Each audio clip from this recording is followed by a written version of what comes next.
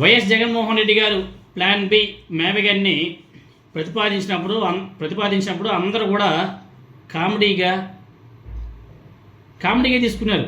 జగన్మోహన్ రెడ్డి గారిని అయితే ఒక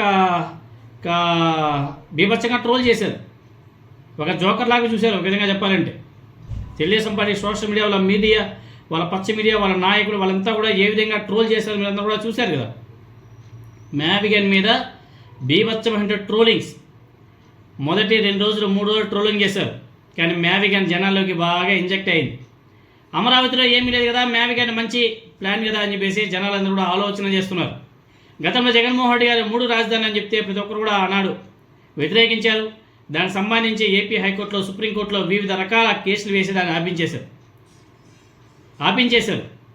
తర్వాత వైఎస్ఆర్ కాంగ్రెస్ పార్టీ ఓడిపోవడం, తర్వాత జగన్మోహన్ రెడ్డి గారు 3 రాజధానులు మీకు ఇష్టం లేదు కాబట్టి ఈ 3 ప్రాంతాలను కలిపేయండి, మేవిగన్ అని చెప్పేసి పేరు పెట్టండి, మేవిగన్ కాకపోతే ఇంకొక పేరు పెట్టుకోండి, కానీ ఈ 3 ప్రాంతాలను కలిపితే గ్రోత్ కారిడార్ ఏర్పడే అవకాశం కూడా ఉంటుంది అని చెప్పేసి చాలా స్పష్టంగా వాటి గురించి సుదీర్ఘంగా అప్రాక్సిమేట్గా 2 అవర్స్ పైగానే ఆయన మీడియా సమావేశం పెట్టి మాట్లాడడం జరిగింది మేవిగన్ మీద. ఆ మేవిగన్ ఎలా వెళ్ళిందంటే ఈవెన్ తెలుగుదేశం పార్టీకి సపోర్ట్ చేసే మాజీ ఐఏఎస్ ఆఫీసర్లు, మాజీ ఐపీఎస్ ఆఫీసర్లు కూడా జగన్మోహన్ రెడ్డి గారి మేవిగన్కి సపోర్ట్ చేసే నెససరీ ఏర్పడిపోయింది.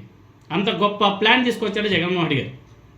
ఈరోజు మాజీ ఐపీఎస్ ఆఫీసర్ ఏబి వెంకటేశ్వరరావు గారు, జగన్మోహన్ రెడ్డి గారిని మీరు జోకర్ లాగా చూశారు, కానీ ఆయన తీసుకొచ్చే మేవిగన్ మాత్రం మీకు ఎవరికి కూడా అర్థం కాదు, ఆ ప్లాన్ ఆయన ఆలోచన చాలా గొప్పది అని చెప్పేసి ఏబి వెంకటేశ్వరరావు గారు ఈరోజు మీడియా సమావేశంలో మాట్లాడడం కూడా జరిగింది.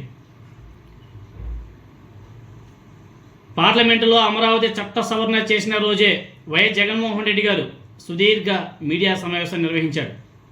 ఆ రోజు రాజధానికి ప్లాన్ బి అంటూ మేవిగన్ ప్రతిపాదన చేశాడు కదా. ఆ రోజు అందరూ కూడా జగన్మోహన్ రెడ్డి గారిని పిచ్చోడిలా అందరూ కూడా అనుకున్నారు, కామెడీ చేస్తున్నారని చెప్పేసి అందరూ కూడా అనుకున్నారు. కానీ అవేవీ కాదు. మేవిగన్ అనేది చూడడానికి హాస్యాస్పదంగా ఉన్నప్పటికీ ఆయన ఖచ్చితంగా ఒక సంకేతం పంపాడు,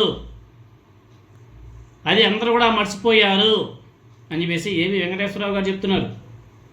అమరావతిలో ఏమీ లేదు, ఏమీ లేని చోట ఎవడెవడో భూములు కొనేసి అక్కడికి వెళ్ళి రియల్ ఎస్టేట్ వ్యాపారం చేసి సంపాదించుకుందాము అనేసి ఎవరైతే అనుకున్నారో వాళ్ళందరికీ కూడా ఈ మేవిగన్ ఇది ఒక గొప్ప షాక్ ఇచ్చిందనేసి కూడా చెప్పడం జరిగింది. ఎందుకంటే పార్లమెంటులో చట్ట సవరణ చేసినంత మాత్రాన పండుగ కాదు. నేను చెప్పిందిగా జగన్మోహన్ రెడ్డి గారు చెప్పాడు, ప్రభుత్వాలు మారితే వాళ్ళకి ఇష్టానుసారం మళ్ళీ వాళ్ళకి తగ్గట్టుగా మార్చుకుంటారు. అమరావతిలో పెట్టుబడులు పెట్టే వాళ్ళకి కాదు, అమరావతిలో ఎవరైతే భూములు కొన్నారో, రైతుల దగ్గర నుంచి భూములు ల్యాండ్ పూలింగ్లో తీసుకుంటున్నారో వాళ్ళకందరికీ కూడా ఒక హెచ్చరిక. ఎవరైతే అమరావతిలో భూములు కొని అక్కడ నుంచి రియల్ ఎస్టేట్ వ్యాపారం చేసి సంపాదించుకోవాలనేసి అనుకున్నారో వాళ్ళకందరికీ కూడా ఒక హెచ్చరిక. అదేవిధంగా ఏబి వెంకటేశ్వరరావు మాట్లాడిన మాటలు ఒకసారి మీరు అందరూ కూడా వినండి. మొదట్లో భూములు ఇచ్చిన రైతుల పక్షం నుంచున్నట్లుగా రేపొద్దున 2వ విడత 3వ విడత రైతులకు ఏదైనా ఇబ్బంది కలిగితే రాష్ట్ర ప్రజలు మీతో పాటు మీకు సహాయంగా ఎవరు నుంచోరు. మీరు చంద్రబాబు నాయుడు గారిని నమ్మిస్తున్నారో, నారాయణ గారిని నమ్మిస్తున్నారో, పవన్ కళ్యాణ్ గారిని సూచిస్తున్నారో మీ ఇష్టం. ఆంధ్రప్రదేశ్ ప్రజలు మాత్రం మీకు ఈ బాధ్యత వాళ్ళు వహించరు.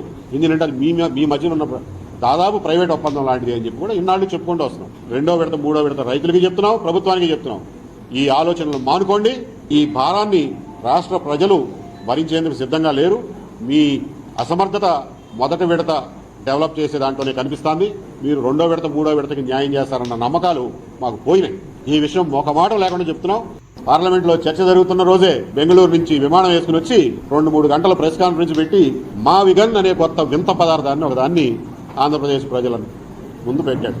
ఆ రోజున చేసిన రోజున మనందరం ఏమనుకున్నామంటే, నేను కాదు, నేను అంత తేలిక తీసుకోవాలా, చాలా మంది ఏమనుకున్నారంటే ఏడు పిచ్చోళ్ళ ఉన్నాడు, బఫూన్లా ఉన్నాడు, కామెడీ చేస్తున్నాడు, ఏం మాట్లాడాలో తెలియక మావిగన్ అంటున్నాడు అనుకున్నారు. బట్ కాదు, చూడడానికి హాస్యాస్పదంగా ఉన్నప్పటికీ ఆయన ఖచ్చితంగా ఒక సంకేతం పంపించదలుచుకున్నాడు. ఎవరికి? అమరావతిలో పెట్టుబడి పెట్టదలుచుకున్నటువంటి ఇన్వెస్టర్లకి ఒక ఖచ్చితమైన సంకేతం పంపించదలుచుకున్నాడు. ఏమిటి అని అంటే, పార్లమెంట్లో చట్ట సవరణ చేసినంత మాత్రాన పండగ అయిపోయింది అనుకోమాకండి. ఎవరైనా సరే అమరావతిలో ఇన్వెస్ట్ చేయడానికి ముందుకు వస్తే ఖబర్దార్, నేను వచ్చిన తర్వాత మొత్తాన్ని ధ్వంసం చేయడానికి సిద్ధంగా ఉన్నాను, ఇవాళే డిక్లేర్ చేస్తున్నాను అని చెప్పి ఆయన ఇవ్వదలుచుకున్న సంకేతం. ఆ సంకేతం ఖచ్చితంగా ఇచ్చాడు. అది ఇన్వెస్టర్లకు ఖచ్చితంగా చేరిపోయింది. దాన్ని ఎవ్వరూ ఇవాళ మార్చలేము, దాన్ని వెనక్కి తీసుకోలేము. కాబట్టి ఇన్వెస్టర్లకి, పెట్టుబడి పెట్టదలుచుకున్న వాళ్ళకి చేరాల్సినటువంటి మెసేజ్ చేరిపోయింది. ఇవాళ ఈ ప్రభుత్వం కూడా ఆ మెసేజ్ని మార్చలేదు. సో 2017లో భూములు ఇచ్చినప్పుడు 3 ఏళ్ళలో పూర్తి చేయాలనే ఒప్పందం కుదిరింది. అయితే ఇప్పుడు అధికారంలోకి వచ్చాక కూడా అభివృద్ధి చేయలేదు కూటమి ప్రభుత్వం. ఒప్పందం ప్రకారం 2028లోపు పనులు పూర్తి చేయాల్సిన బాధ్యత కూటమి ప్రభుత్వం మీద ఉంది. కానీ వాళ్ళు ఆ విధంగా అడుగులు వేయలేదు. అది ఇంకొక హెచ్చరిక కూడా చేశారు. అదేవిధంగా ఏబీ వెంకటేశ్వరరావు గారు మాట్లాడుతూ మ్యావిగన్ గట్టిగా పేలింది, ఎక్కడికి చేరాలో అక్కడికి చేరిపోయింది. మ్యావిగన్ దెబ్బకు చంద్రబాబు నాయుడు గారి బినామీలకు మరియు అమరావతి పేరుతో భూ దోపిడీ చేసే ముఠాకి సుస్సు పడుతున్నాయి అని చెప్పేసి ఆయన వెంకటేశ్వరరావు గారు మాట్లాడుతున్నాడు. ఎందుకంటే ఎవరైతే అమరావతి భూముల్ని దొబ్బుకొని బీభత్సంగా సంపాదించుకోవాలని చెప్పేసి అనుకున్నారో వాళ్ళకైతే మ్యావిగన్ దెబ్బ అయితే గట్టిగా తగిలింది. అదేవిధంగా ఇంకొక మాట అన్నాడు, ఏదైతే గతంలో 52,000 ఎకరాల భూమిని తీసుకున్నారో, రైతుల దగ్గర నుంచి పొలాలు తీసుకున్నారో వాటిని డెవలప్ చేయండి ఫస్ట్. ఇంకొక 50,000 ఎకరాల భూమిని మీరు ల్యాండ్ పూలింగ్ చేయరనేసి మీరు అనుకుంటే మాత్రం దీనికి మేమంతా కూడా దీన్ని వ్యతిరేకిస్తాం. ఎవరైతే నారాయణ అదేవిధంగా చంద్రబాబు నాయుడు గారి మాటలు నమ్మి రైతులు భూములు ఇస్తారో మీ కర్మ, మిమ్మల్ని ఎవరు కూడా కాపాడలేరు అని చెప్పేసి కూడా చాలా స్పష్టంగా ఏబీ వెంకటేశ్వరరావు గారు చెప్పడం జరిగింది. సో ఆయనకైతే బాగా అర్థమైపోయింది. జగన్మోహన్ రెడ్డి గారు ఒక నిర్ణయం తీసుకుంటే ఆ నిర్ణయాన్ని చాలా గట్టిగా నమ్ముతాడు. కాబట్టి ఏబీ వెంకటేశ్వరరావు గారికే చాలా బాగా అర్థమైందంటే మిగతా వాళ్ళు కూడా అలర్ట్ అవ్వాల్సిన అవసరం కూడా ఉంది. ఎవరైతే చంద్రబాబు నాయుడు గారి బినామీలు అక్కడ భూదోపిడీ చేసి సంపాదించుకోవాలని చెప్పేసి అనుకున్నారో వాళ్ళకందరికి కూడా మ్యావిగన్ అనేది ఒక బిగ్ షాక్ అని చెప్పేసి చెప్పుకోవాలి.